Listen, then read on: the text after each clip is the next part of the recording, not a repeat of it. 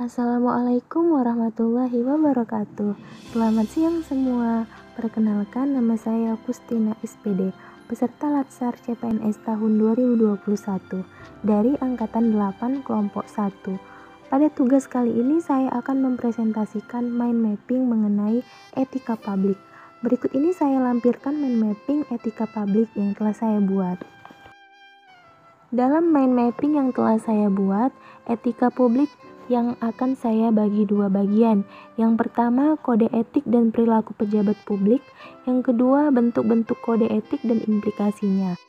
Oke, kita lanjutkan. Bagian pertama, kode etik dan perilaku pejabat publik. Secara definisi, etika adalah refleksi atas baik atau buruk, benar atau salah yang harus dilakukan atau bagaimana melakukan yang baik atau benar. Sedangkan etika publik adalah refleksi tentang standar atau norma yang menentukan baik atau buruk, benar atau salah, perilaku, tindakan, dan keputusan yang mengarahkan kebijakan publik dalam rangka menjalankan tanggung jawab pelayan publik.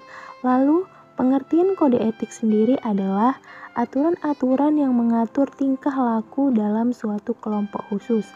Sudut pandangnya hanya ditunjukkan pada hal-hal prinsip dalam bentuk ketentuan-ketentuan tertulis. Oleh karena itu, berdasarkan Undang-Undang ASN, kode etik dan kode perilaku ASN terdiri atas 12 poin yang terdapat pada pasal 5 dan 15 nilai-nilai dasar etika publik terdapat pada pasal 4. Kemudian definisi dan lingkup etika publik terdiri dari 3 fokus utama, yaitu 1. Pelayanan publik yang berkualitas dan relevan. 2. Sisi dimensi refleksif. 3. Modalitas etika. Pada prinsipnya ada 3 dimensi etika publik. Yang pertama, dimensi kualitas pelayanan publik. Yang kedua, dimensi modalitas dengan unsur-unsur akuntabilitas, transparansi dan netralitas. Dimensi tindakan integritas publik mengenai tuntutan etika publik dan kompetensi ini.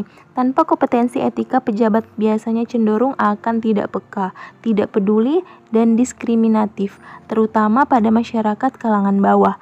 Karena itu, diharapkan adanya perubahan mindset pada perilaku pejabat publik. Yang pertama adalah berubah dari penguasa menjadi pelayan. Yang kedua, berubah dari wewenang menjadi peranan. Yang ketiga, menyadari jabatan publik adalah amanah. Selanjutnya, bagian kedua mengenai bentuk-bentuk kode etik dan implikasinya. Masuk bagian pertama, pentingnya etika publik dalam urusan publik dengan mengikuti rumus dan kode etik yang baik dan benar sebagai pedoman bertindak dan berperilaku, sehingga para pejabat akan melihat kedudukan mereka sebagai alat dan bukan sebagai tujuan. Selanjutnya, membahas mengenai penggunaan kekuasaan yang terdiri dari 3 legitimasi kekuasaan, legitimasi sosiologi, dan legitimasi etis.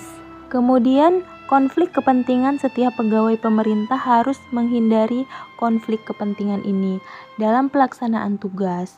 Kemudian bentuk-bentuk perilaku konflik kepentingan seperti aji mumpung, menerima suap, menyebarkan informasi rahasia, dan lain sebagainya. Sumber-sumber hukum kode etik bagi ASN terdapat 6 peraturan pemerintah. Dan terakhir, implikasi kode etik dalam pelayanan publik diharapkan setiap pegawai dapat menjalankan tugas-tugasnya sebagai pelaksana nilai-nilai etik publik dalam tindakan nyata. Sekian dan terima kasih. Wassalamualaikum warahmatullahi wabarakatuh.